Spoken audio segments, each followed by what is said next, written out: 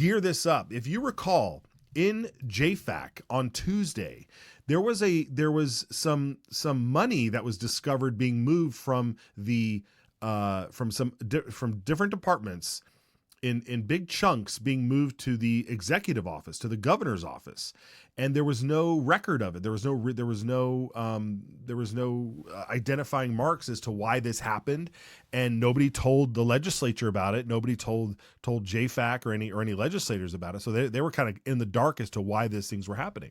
But here's, just to refresh your memory, here's what happened on Tuesday when this issue was raised. Question 1. Payments from agencies to the office, and payroll accounts are being indicated.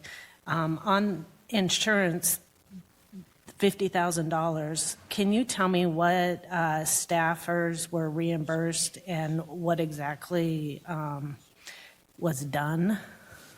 Mr. LaHosa.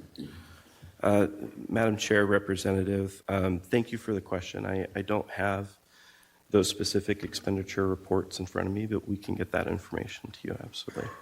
Again, I think I was going to follow up more on what Representative Price has said. I'd kind of looked into the similar areas, but I think it's probably better for Director Wolf if she had a chance to look at that or analyze that and give us some feedback. There were multiple different transfers that were done back from other agencies to the Department of the Governor. We had $95,000 that was transferred from the Department of Health and Welfare, $55,000 that was transferred from IDOC, $50,000 was transferred from the Department of Insurance, and then $50,000 that was transferred from DFN back to the Governor's. What was more curious to me is that the timing of those transfers. So 3 of the transfers were done in August, just shortly after their budget was done. So it seemed very interesting to me because I can follow back. I've looked through some of the ones that have been done in the past, which are ones that are okay. like Let's the cut out of AG's this office, here. for instance. Let's They cut do a lot. Cut out of this here. So you see, they're like there's some funds. He named how much money was being moved over, right? And then a little bit later, Representative Tanner there kind of described what he saw in other areas, like at the AG's office, and how they would handle those types of situations. So let's watch that. I mean, part of my question that I really struggled with was more, I mean, you kind of mentioned that we were billing back agencies for certain things, but, and when I look at these 10P transactions that actually have done for, like, we'll say the AG's office, there's detailed stuff that I can go get. I can go find exactly how many hours were actually done, what was actually accomplished for what agency.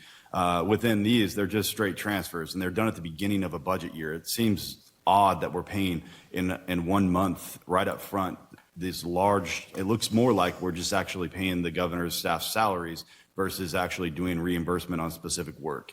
So if there are things, that's where I want to see if there is that contract in place for you guys to perform or for the governor's office staff to actually perform work. I would actually personally like to see that. How many hours did they spend on? What projects did they spend it on? As well as I'd say the bigger one is the one at the very end of the 2024 one, because without that last minute transfer before the budget closed of $50,000, his budget was in the red. He would have been upside down his budget over $21,000 without that transfer in. So okay. I'm just trying to. So if you recall, that's what happened on Tuesday, right? That's what happened on Tuesday. And now this morning in the House Ways and Means Committee, Representative Heather Scott showed up with an RS, with a brand new piece of legislation that she wanted to get printed. And as we talked about at the beginning of the week too, the House Ways and Means Committee is kind of like a privileged committee. So when things pop up like this and you want to get a bill fast-tracked and hopefully get through, you bring it to the leadership committee here at the Ways and Means Committee and you try and get it through. So because of what happened on Tuesday, Heather Scott showed up with a bill early this morning in the House Ways and Means Committee. And today before you is RS 32167. And what this legislation will do is it will correct a big issue that we've uncovered last week this week in JFAC. We do not want shuffling around of money to cover up overspending in a budget. So what this bill will do is to close a loophole. So budgets will stay within budgets and not be covered up. So with that, I'd ask for introduction. Thank you. Okay, very good. So she's ready to say, "Hey, this came up, and we want to make it clear that this is not acceptable, right? Like this shouldn't be happening." Okay, awesome, great. Let's make sure that this isn't happening. She then was questioned by Representative Steve Birch as to why did this happen in the first. Did you ever find out why these transfers were made? And whether or not the governor knows what you're doing here. So let's watch that exchange. There's transfers before the budget comes through. So there were three transfers in August. As you know, the budget starts in July, and then as soon as that budget was in, there was transfers from health and welfare monies into the governor's budget, IDOC, and Department of Insurance. While they weren't huge amounts, it's definitely not within, we budget for each agency separately. So to just transfer that, it kind of confuses, and it's less transparent when we don't, we want to know what you need for your budget, and we don't want it to be covered up by other agencies kind of transferring money. And so that's what this bill will do. It'll keep it within their budget, and then we'll know if the governor needs more, then we don't want to transfer that. We want it within his budget. Follow-up. Representative Birch. What was the reasoning for why those transfers were taking place? Representative Scott. Thank you, Mr. Chairman and Representative Birch. You'd have to ask the governor what his specific reason was. But that being said, we just do not want other agencies' money being transferred over to the governor's budget. Obviously, he didn't have enough money in his budget to cover what he wanted for about $250,000. So maybe we need to bump that budget up. We just want transparency for what we're spending and how we're spending it. When you do transfers like that, it's hard to track, and it's hard for JFAC to track. So we want to just keep it clean. And we want transparency in these budgets. One last question. Go ahead, Representative. Thanks, Chairman. Was the governor's office consulted on this bill? Representative Scott. Thank you, Mr. Chairman and Representative Birch. He's well aware, I think, of what's going on here. Well, my question was he consulted specifically on this piece of legislation? Representative Scott. Thank you, Mr. Chairman. Representative Birch, I did not talk to him specifically. No. Thank you. Okay. Ooh, what's going on, right? He's well aware. Governor's well aware of what's going on here. But Representative Birch is like, but did you talk to the governor? And I get it. Yeah, you want to go let everybody know what's going on, but that's exactly what the governor's office should have done, don't you think? $250,000 in different lump sums, and no one thinks to tell the legislature about it. Like this is the whole problem, folks. You approve a budget. Right? You send that budget to the department, you approve a budget over here, send it to that department, they vote on it. This is law. That's where the money is supposed to be sent. And that's where the money is supposed to be spent. That's what they debate. And then all of a sudden they get their budget for the year and they send over 50 grand here one day, 90 grand another day. Right over to the governor's office for what? And there's no transparency. There's no reporting of it. There's no telling the legislature, oh, by the way, we overspent or we had this expense and we didn't know. So what do? You just call up another department and say, send us 50 grand. That's not how it works, folks. That's not how it works. This is unbelievable. Unbelievable. I'd be my head be blown out of the water if I was standing in that committee right now. That's incredible. I have no idea what that phrase meant. My head be blowing out of the water, but that's how upset that people should be right now. So I commend these folks for being level-headed. Okay, so things got a little bit more heated in this committee as Representative Birch went back and forth on this. So let's watch how this next exchange unfolds as we discover where is all this money going. Thank you, Representative Scott. Whose responsibility is it constitutionally for budgets? Representative Scott.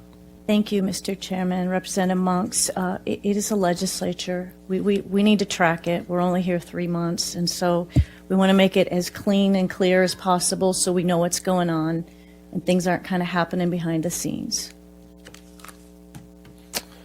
All right. We have a motion already. May I speak to the motion? I will not be supporting the motion. I'll explain it that while the legislature may have that responsibility, I also think we have a responsibility to be courteous to the other branches of government, especially if we're going to write legislation that affects them.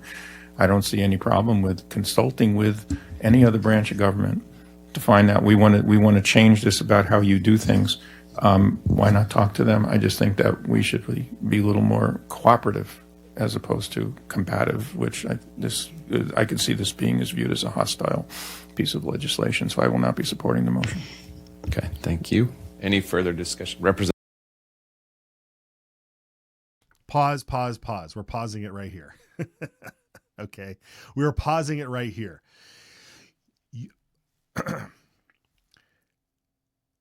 Who holds the money? Who holds the money? The legislature. The legislature has the money. They are the daddy. Daddy says, what are you doing with the money? Daddy says, you're taking that money. I gave you that money for this and you're spending it for that. Done. I don't need to consult you. I'm telling you what the rules are. You can come back and say, oh, I'm sorry, and apologize and tell me out afterwards. But we're going to stop this right here and right now. It ends right now. The legislature holds the purse. The legislature's in charge of the money. Okay? So this weak take that says, I'm now not going to support the bill because we didn't consult the governor. You can be upset about not consulting the governor and still say, but I believe in this bill and we should stop it right now. That is weak. That is weak. Continue. Good stuff. Thank you, Chairman. What I find hostile is when budgets are hidden. That is our constitutional responsibility, and when money is moved around hidden from us, I find that hostile. I find that offensive. I think this is very appropriate for us to be looking at exactly where the money is. When we budget money, that's where it's supposed to go. To move it to another budget is not appropriate in any way, shape, fashion, or form. Thank you. Representative Scott, you can be seated. Thank you. I just would want to say, shuffling money around is not appropriate. We need to have accountability, and that's our job, to kind of keep an eye on the budget, see what's going on. It's hard enough just doing it in 3 months, so we just want it to be clear and transparent. Mr. Chair. Thank you, Representative Scott. You may be seated. Thank you. Mr. Chairman. Any further discussion on the motion? Yes. Representative Birch. Yes. What's inappropriate is not even bothering to find out why. Okay, if the implication is there's something nefarious going on. It's a simple question. Why is that happening? I don't know. No effort was made to find out. So, yeah, I mean, if something inappropriate is going on, fine, but without even bothering to ask and just writing legislation, I think is really disrespectful. Committee, any further discussion? Yes, Thank sir. you, Representative Scott. I think we'll just No comment finish. on that? We'll just finish discussing the Okay. motion in the committee. Representative Monks. Thank you, Chairman. The sponsor said she had not talked to the governor's office. That doesn't mean that nobody talked to the governor's office. That's a big assumption there. And we can play this game all day long, Representative Birch. Well, who did? Hold on, Chairman. hold on. Through the chair. Representative Birch. Okay, so then who did speak to the governor's office about this piece of legislation? Representative Tanner. Thank you, Mr. Chairman. Just some clarification on this. This actually, his budget did come up just recently within JFAC. Within that, this was fully discussed in depth and in length, kind of showing these transfers, part of like the good lady had presented, that these numbers were actually done before, really at the very beginning of his budget. So he's actually transferring money at the very beginning of his budget. But the other issue that we saw within this was at the end of his budget, when it looked like his budget was going to get overrun, he did an additional transfer that had come in, and it was looked to me, and it looked to other people within that committee of JFAC, then we were trying to figure out and trying to understand that there was no actual transparency within this. This is not something you can actually just go out there and find within a transfer aspect. These were specifically done, and it made it look like there were not nefarious, but this was something that was being done not just one year, but it's been being done every single year. So it's not just doing work for an agency. This is actually, it looked like it was actually being done to just as a typical thing to gain additional money within his budget. I think the good lady spoke to it very clear and precise that what we are looking for within JFAC, within the legislative process, from legislators, because we are the ones that control the purse strings, to make sure that the governor asks for what he actually wants within his budget. I think this just helps clean it up. So thank you. Thank you. Any further discussion on the motion? Seeing none, the motion before us is to introduce RS 32167. Those in favor signify by saying aye. Aye. Any opposed by nay? Do you wish to be recorded? Yeah, let's record him. Let's record Birch. Get him on the record here. Get Birch on the record here. That he'd rather pout. He'd rather pout about not talking to the governor than support transparency with the money. We don't know what these transfers are for. They were paying off somebody. Representative Price said that they were labeled. It appears that there might be some labeling to payroll, and the governor's office is short money in their budget, and so they bring money over. Who are they paying? What is this? What's going on? And this is a Republican governor, and the Democrat Birch is like, whoa, what are you doing? Like, I don't know. I thought this is kind of like, imagine if this was happening at the national level, right?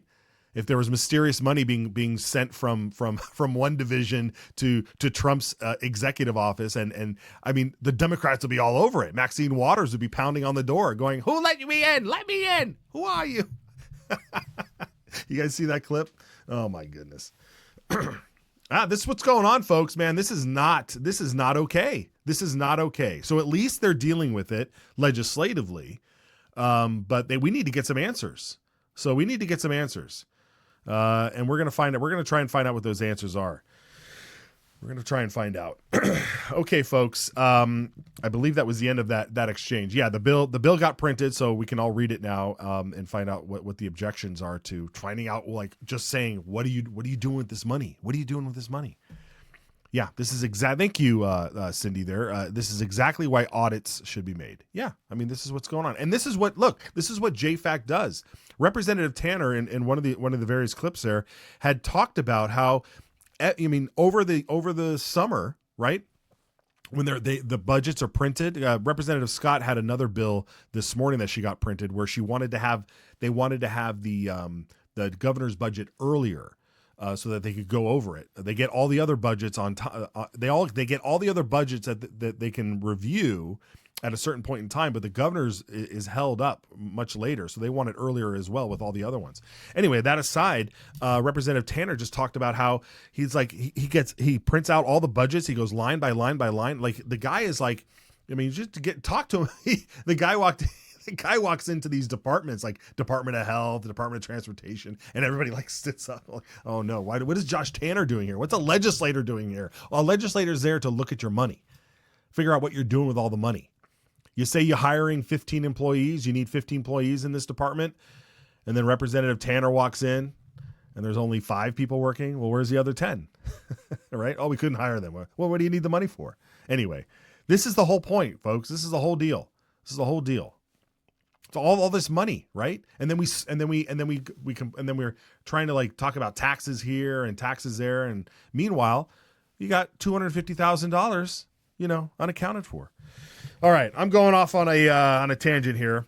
Let's take a break. We'll come back. There's some other stuff that happened this morning in the House Education Committee, and we will get to that. And also, we'll check in on the House and Senate and see where they're at. We'll be right back.